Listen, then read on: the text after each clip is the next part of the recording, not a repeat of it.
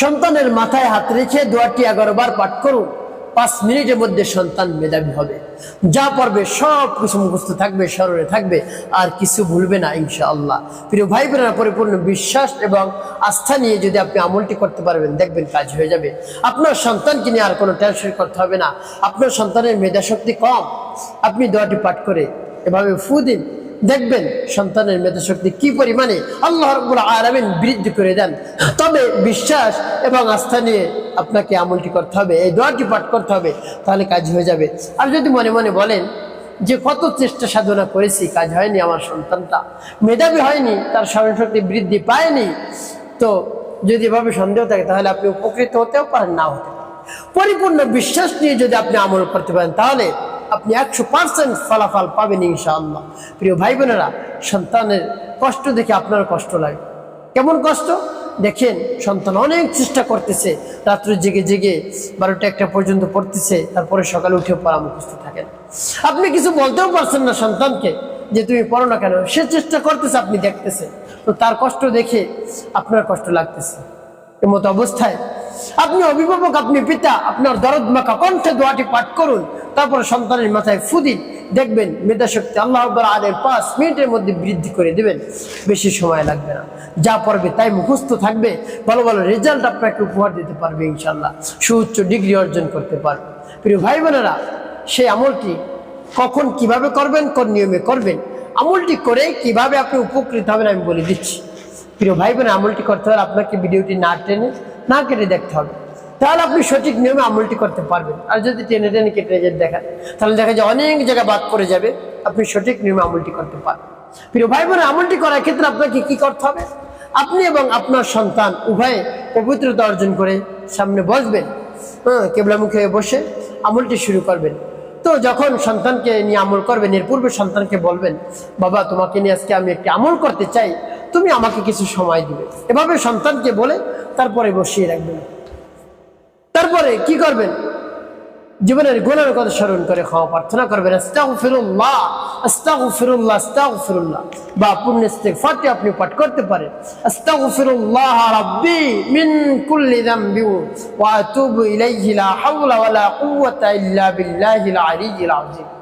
এবং যখন ইস্তিগফার পাঠ করে হয়ে যাবে, এরপর 3 বার দুরূদ শরীফ সাল্লাল্লাহু আলাইহি ওয়াসাল্লাম সাল্লাল্লাহু আলাইহি ওয়াসাল্লাম সাল্লাল্লাহু আলাইহি ওয়াসাল্লাম, ইস্তিগফার দুরূদ শরীফ পাঠ করা হয়ে গেলে এরপরে আপনি কি করবেন, এরপরে আপনি পাঠ করবেন সেই দোয়াটি। যখন পাঠ করবেন দোয়াটি আল্লাহ রাব্বুল আলামিনের কাছে মনে মনে বলবেন, আল্লাহ আমি কোন সমস্যার জন্য আমি আমলটি করতেছি আপনি তো জানেন, আপনি তো আলিমুম বিযাতিস সুদূর, আপনি তো অন্তরে অন্তর্যামী, আপনি তো সবকিছুই জানেন, তাই আমার এই সমস্যার সমাধান করে দিন।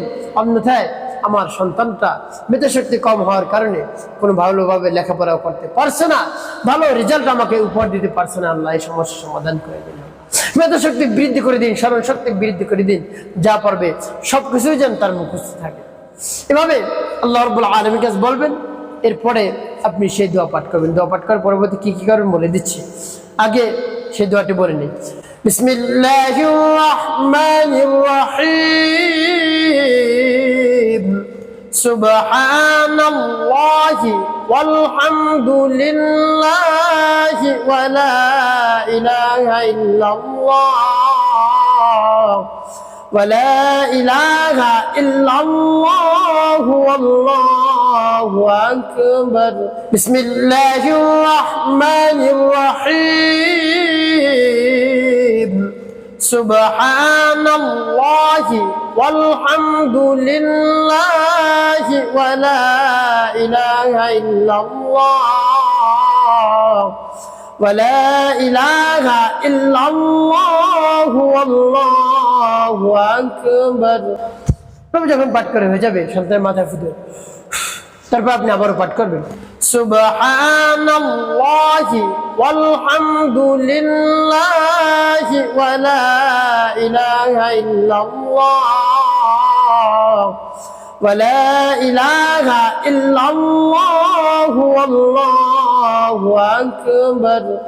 সুবহানাল্লাহি ওয়ালহামদুলিল্লাহি ওয়া লা ইলাহা ইল্লাল্লাহ ওয়া লা ইলাহা ইল্লাল্লাহু ওয়াল্লাহু আল্লাহু আকবার। পাঠ করে সবার তারপর আপনি মনোযোগ দিয়ে আবার পাঠ করবেন। সুবহানাল্লাহি ওয়ালহামদুলিল্লাহি ওয়া লা ইলাহা ইল্লাল্লাহ ওয়া লা ইলাহা ইল্লাল্লাহু আল্লাহু আকবার। সুবহানাল্লাহি ওয়ালহামদুলিল্লাহি ওয়া লা ইলাহা ইল্লাল্লাহ ওয়া লা ইলাহা ইল্লাল্লাহু আল্লাহু আকবার। পাঠ করে সবাই ভাই বোন কতবার এভাবে গুনে গুনে পাঠ করবেন? আপনি 11 বার পাঠ করবেন। শেষে আপনি পাঠ করবেন আল্লাহুম্মা ফাক্কিহু ফিদ্দীন ওয়া আল্লিমহুত তা'ওয়ীল। আল্লাহুম্মা ফাক্কিহু ফিদ্দীন ওয়া আল্লিমহুত তা'ওয়ীল। আল্লাহুম্মা ফাক্কিহু ফিদ্দীন ওয়া আল্লিমহুত তা'ওয়ীল। এভাবে পাঠ করবেন 3 বার। এরপরে মাথায় ফুঁকবেন। এরপরে নবী সাল্লাল্লাহু আলাইহি ওয়াসাল্লাম মুহাব্বত নিয়ে ভালোবাসা নিয়ে 5 বার দুরূদ বিরাম পাঠ করবেন। আল্লাহুম্মা সাল্লি আলা মুহাম্মাদ ওয়া আলা আলি মুহাম্মাদ কামা সাল্লাইতা আলা ইব্রাহিম ওয়া আলা আলি ইব্রাহিম ইন্নাকা হামিদুম মাজিদ। اللهم بارك على محمد وعلى ال محمد كما باركت على ابراهيم وعلى ال ابراهيم انك حميد مجيد. اللهم صل على محمد وعلى ال محمد كما صليت على ابراهيم وعلى ال ابراهيم انك حميد مجيد. اللهم بارك على محمد وعلى ال محمد كما باركت على ابراهيم وعلى ال ابراهيم انك حميد مجيد. اللهم صل على محمد وعلى ال محمد كما صليت على ابراهيم وعلى ال ابراهيم انك حميد مجيد. اللهم بارك على محمد وعلى ال محمد كما باركت على ابراهيم وعلى ال ابراهيم انك حميد مجيد. اللهم صل على محمد وعلى ال محمد كما صليت على ابراهيم وعلى ال ابراهيم انك حميد مجيد.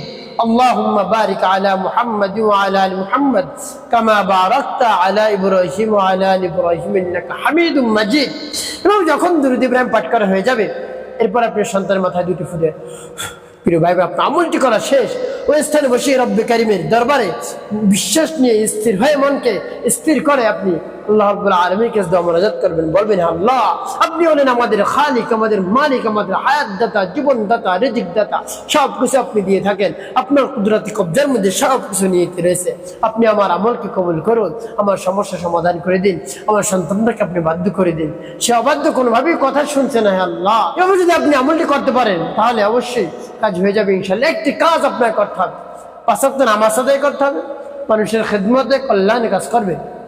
অবশ্যই আপনার জীবন সুখময় হবে, শান্তিপূর্ণ।